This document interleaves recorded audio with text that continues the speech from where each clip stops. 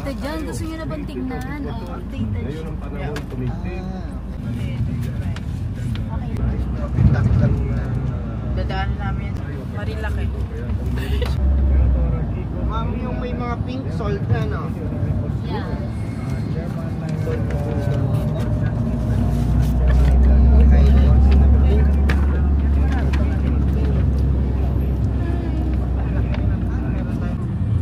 Ito na. Ito San Sebastian. Ito yung back.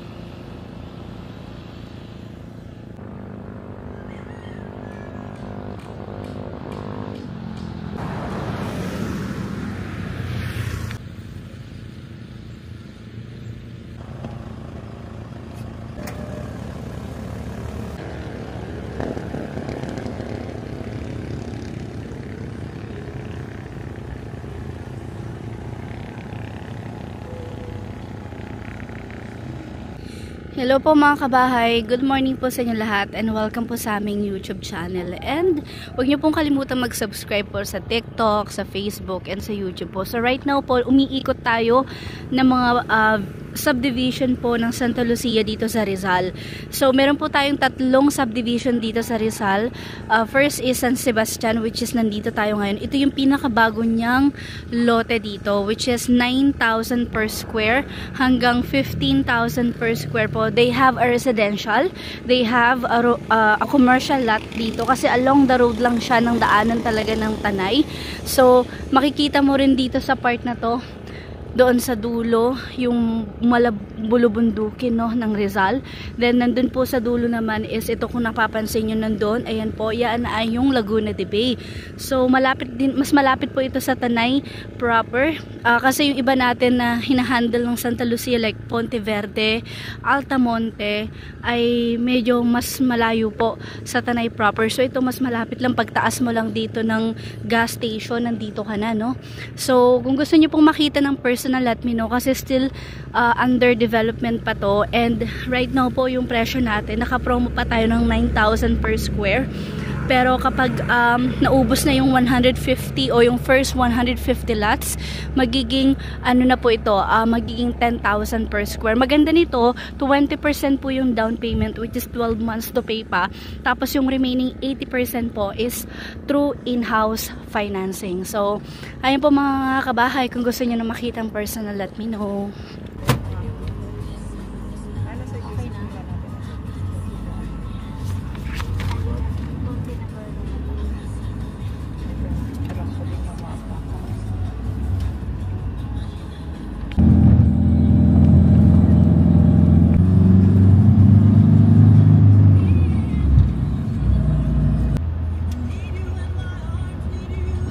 Kantahan natin kakalapit lang. Parang Black Tiger to, ano? Ayan. Tayo nasa Ponte Verde. Tayo nasa Pililia. So bababa tayo sa may phase, sa may block 3 and 4 para makita natin yung actual na lote na available. Nagulog di ba ito, no? Lakot pa lang nagulat.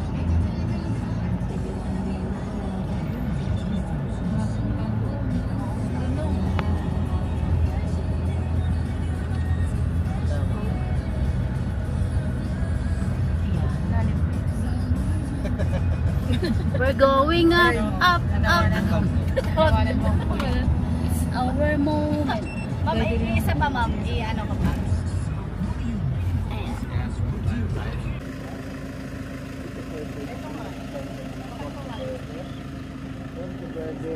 Yan, so ito yung phase 3 na still under development po. Parang lapit mo lang sa Laguna de Bay, pero ito po ay hindi na overlooking, no, mga kabahay. Ayan. Pero syempre flood free pa rin yung location natin. Ayan.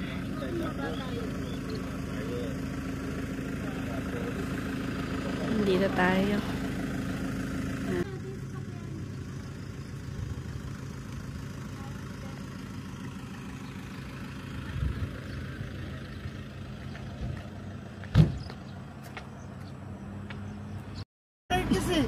Grabe si Kuya. Bea pa na ito. Magagalit sa'yo si Bea Alonso eh. medyo may pagkahawig kasi magaganda. Ang ganda. Talaga lang. Opo. Kayo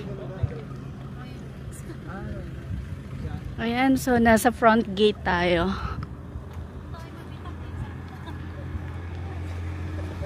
Front gate. Main gate. Ayan. Ayan. So nasa Altamonte tayo, Pililya. So yun, kung nakipapansin nyo, ayun yung windmill. Ayan, next tayo. So 11,000 plus Puntahan naman yung mga natin. per square tayo.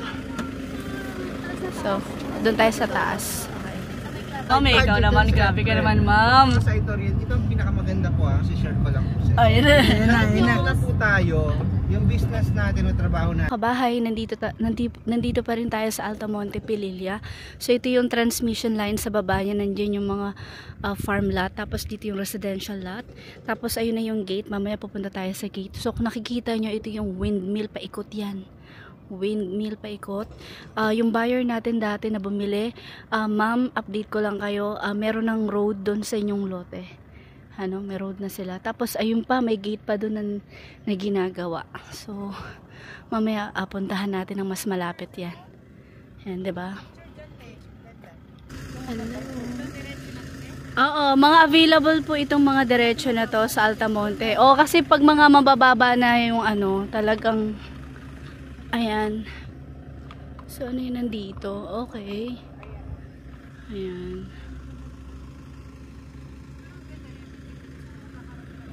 Ayan.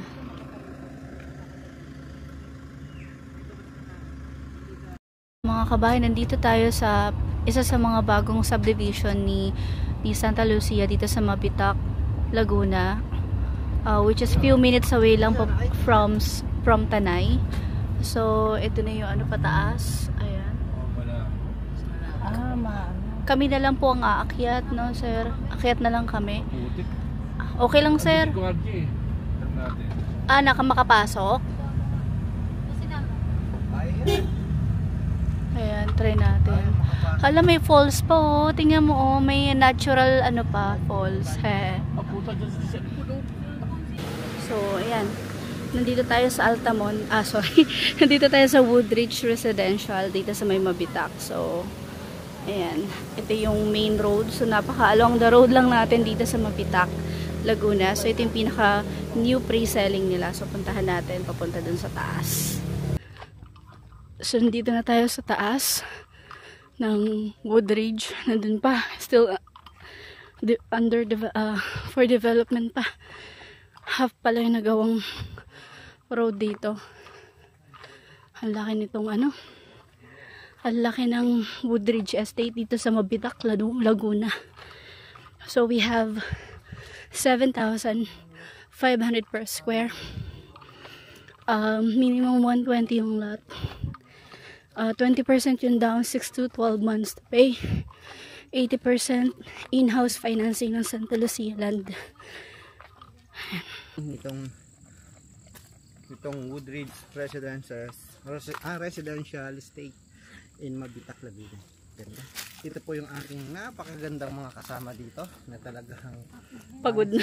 Pag. So, mga kabahay, so after ng ikot namin ng aking mga freshness na team, dahil gutom na kami, dito kami sa may Pililya Windmill Pililya. Tara ma'am, kain muna tayo. Hindi, ito ni, hindi yata kayo. Saan tayo? Hindi, visitor ano naman yan eh. Doon, punta tayo dito. Kainan, Lowe, Batangas. So tara, doon tayo sa may Wala parking dito, no? Murang-mura lang tayo dito. Sa baba? Saan ang park? Kung ka mag-park sa dito pa sana tayo. Doon tayo. Mga kabahay, kakain muna tayo after ng ikot natin. Ayan. Yes. At nandito yung windmill. Ayan. Ang taas ng windmill, mga kabahay. Ayan, oh. Windmill natin. So, tara. Dito muna tayo. Meron na tayo ditong visitor center. Ayan. Drop-off point ng mga van or mga sasakyan. Tapos, ito yung windmill, oh. Ang laki ng windmill natin dito. Tapos, ito may mga kainan na dito, mga kabahay. Ayan, oh. Dami ng kainan. Yan sa mga kabahay, kakain na kami after namin kumain dito. After namin umikot sa Pililya. So, tatlong property yung nakita natin sa Pililya. Tapos, isang Mabitak Laguna. So, lahat yun handled by Santa Lucia Land. So, kung halimbawa magti-tripping tayo, yung apat na yun ikutan natin para may choices po kayo. Ano? So, ito yung team. Yan, kumakain. Kakain lang tayo. And nandito tayo sa may windmill. Yeah. Fresh pa rin yung kapatid ko. Ang fresh mo pa rin eh. Super. Mga fresh. Oh. Mga fresh pa rin. Parang hindi pinagpawisan na yun. Parang hindi pinagpawisan na yung mga fresh pa rin. Ay, mga gopings. Ay, mga gopings natin. Sila zero. Oh, thank you for safety. Nag-English pa. Hindi, safe driving pala. Safety. Thank you for safety. Okay na sa akin. May ang fresh mo dito na yun. Friend. Uy, ang lita mukha mo. Siguro gutom na gutom na. Gumano na eh.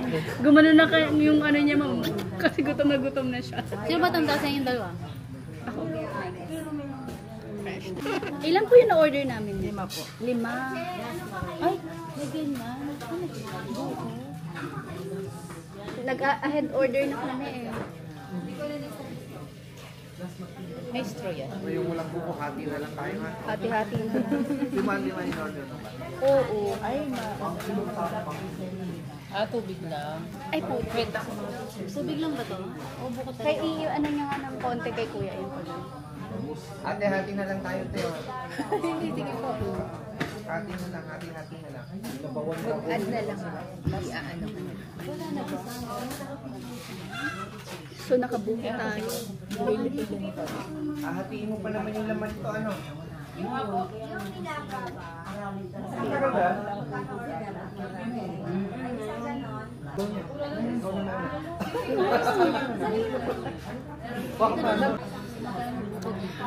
Yummy. 30.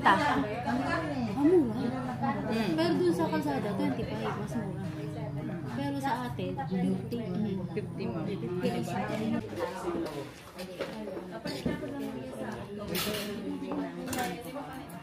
May tissue.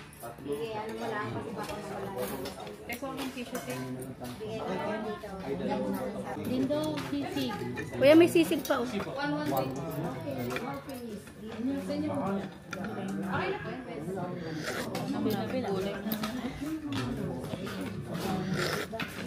May...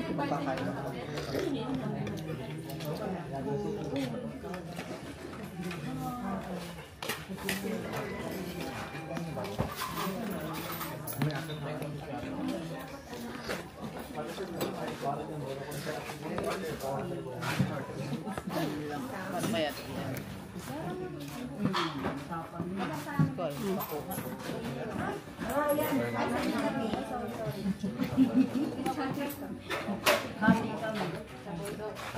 Ayaw naman na.